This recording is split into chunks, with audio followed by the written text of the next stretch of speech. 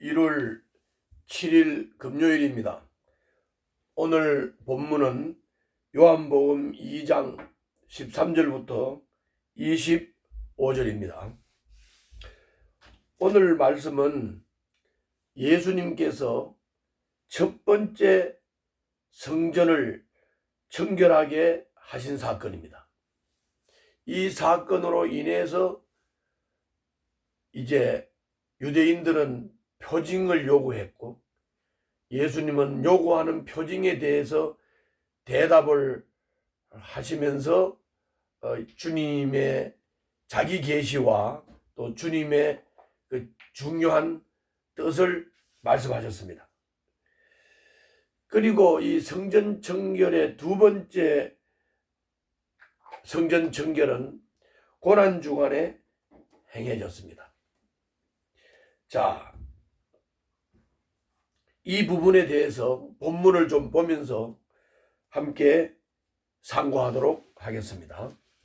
13절부터 17절입니다. 유대 사람의 유월절이 가까워져서 예수께서 예루살렘으로 올라가셨다.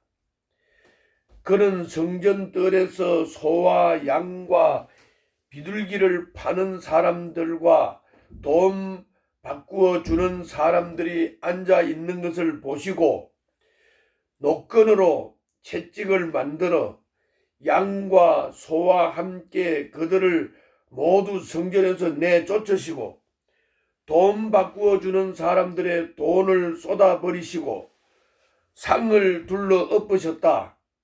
비둘기 파는 사람들에게는 이것을 걷어치워라. 내 아버지의 집을 장사하는 집으로 만들지 말아라 하고 말씀하셨다. 제자들은 주님의 집을 생각하는 열정이 나를 삼킬 것이다 하고 기록한 성경 말씀을 기억하였다. 여기서 주님의 집을 생각하는 열정이 나를 삼킬 것이다 하고 기록한 성경, 그 예언된 거죠. 그 예언이 그대로 이루어진 사건이 성전을 향한 그 예수님의 열정으로 인해서 이 유대인들에 의하여 예수님이 당할 그 박해를 말하는 겁니다. 예수님의 삶과 사역은 곧 구약 예언의 성취의 삶과 사역을 살았습니다. 그래서 주님의 집을 생각하는 열정이 나를 삼킬 것이다.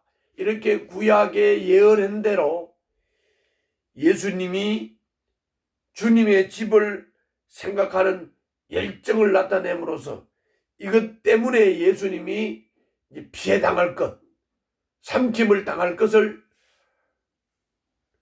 예언한 대로 예수님은 그렇게 살았고, 결국 예수님은 유대인들에 의하여 십자가 심판을 받게 된 것입니다. 우리가 예수님처럼 살 수도 없고 살 수는 없지만 예수님은 예언을 성취하는 삶과 사역을 살았다.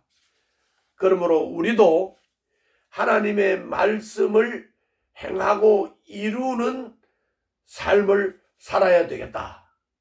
부족하니까 하나님의 도우심과 성령의 인도하심을 간절히 구하면서 주님의 말씀을 이루는 삶을 살아야 되겠다. 이렇게 결심하는 아침이 되시기를 바랍니다. 다음은 예수님이 성전을 정결케 하는 이 사건 때문에 유대인들이 예수님에게 표징을 구했다고 했죠. 그때 예수님은 아주 의미심장하고 중요한 말씀을 했어요. 그게 18절부터 22절이에요. 그 말씀의 의미가 뭐냐? 이런 의미예요. 이제 모형성전 시대, 성막으로부터 성전 시대에 이어진 이 성전은, 성막은 모형이다. 이 모형성전 시대는 이제 끝났다. 내가 참 성전이다. 예수님, 내가 참 성전이다. 이제 참 성전인 나를 너희들이 한번 무너뜨려 봐라. 그러면 사흘 만에 세우겠다. 이렇게 말씀하셨어요. 그래서 예수님이 십자가에서 죽으시고, 그래서 참 성전인 예수님이 무너지고, 그리고 3일 만에 부활함으로써 이제 참 성전이 될 것이라고 하는 이 말씀을 암시적으로 하셨어요. 그런데 이 말씀을 하신 예수님의 말씀을 사람들은 알아듣지를 못했어요. 그래서 예수님에 대해서, 아니 46년간 지은 성전을 3일 만에 세우겠다고 했다고 그냥 예수님을 집중적으로 성토하고 미워하고 죽이려고 하고 이건 했지만 예수님이 하신 말씀을 깨닫지는 못했어요.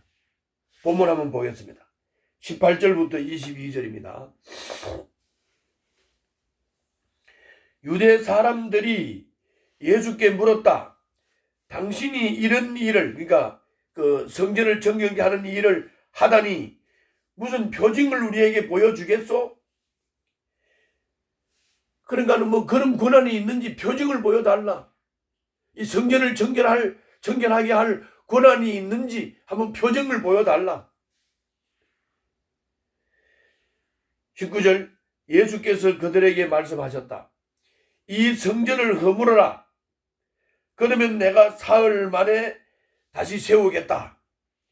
그러다 유대 사람들이 말하였다. 이 성전을 짓는데 46해나 걸렸는데 이것을 사흘 만에 세우겠다고요? 그러나 예수께서 성전이라고 하신 것은 자기 몸을 두고 하신 말씀이었다. 제자들은 예수께서 죽은 사람들 가운데서 살아나신 뒤에야 그가 말씀하신 것을 기억하고서 성경 말씀과 예수께서 하신 말씀을 믿게 되었다.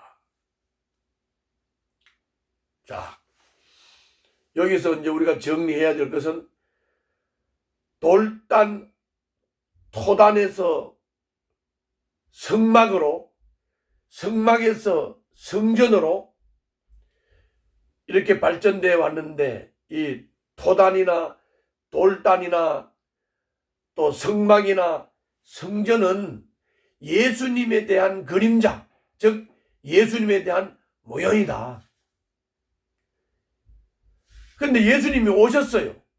예수님이 오셨기 때문에 이제 이 그림자, 모형은 필요 없지요. 그래서 주님은 내가 참 성전이다. 내가 모형 성전의 참 성전이다.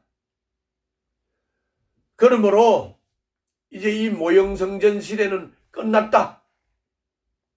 너희들이 나를 죽인다. 십자가에 못 박아서 죽인다. 그러면 참 성전인 나는 이 죽음을 이기고 살아나서 참 성전, 영원한 성전이 될 것이다. 이렇게 말씀하신 거예요. 그러니까는 못 깨달으니까 46년간 지은 성전을 허물면 사흘 만에 짓겠다고 허무맹랑한 소리를 했다고 예수님을 핍박하고 공격하고 죽이려고 하고 그랬던 것입니다. 그래서 결국은 예수님은 십자가에 못 박혀 죽으셨습니다. 그러나 주님은 3일 만에 다시 부활함으로써 우리들의 영원한 성전, 참 성전이 되셨고, 그는 대제사장이 되셨고, 그는 친히 자기를 십자가에서 제물로 바쳤고, 그분이 하늘로 직접 들어가심으로 우리들 앞에 참 구원의 길, 주님과 직접 대화하고 기도하고 말씀 들을 수 있는 길을 열어주신 것입니다. 이것에 대해서 감사해야 되겠습니다.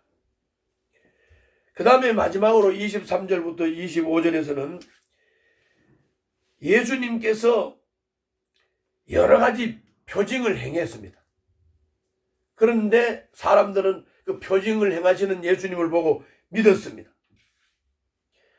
그러나 예수님께서는 모든 사람들을 알고 계셨기 때문에 그들에게 몸을 맡기지 않았다 그랬습니다.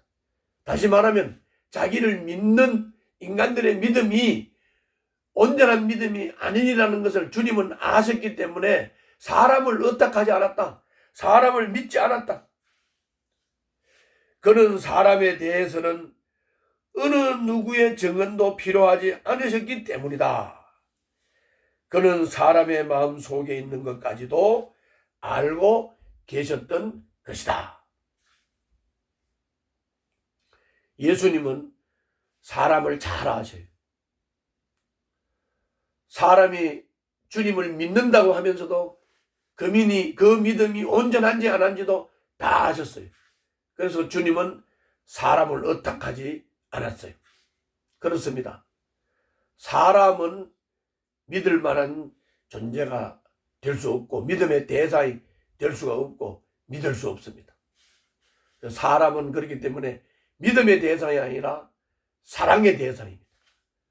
우리는 하나님의 형상을 닮은 인간, 그러면서 타락한 인간, 그 인간을 불쌍히 여기고 긍휼히 여기고 사랑할지언정 믿고 의탁하지 말아야 한다 하는 것을 깨우쳐 주시는 겁니다.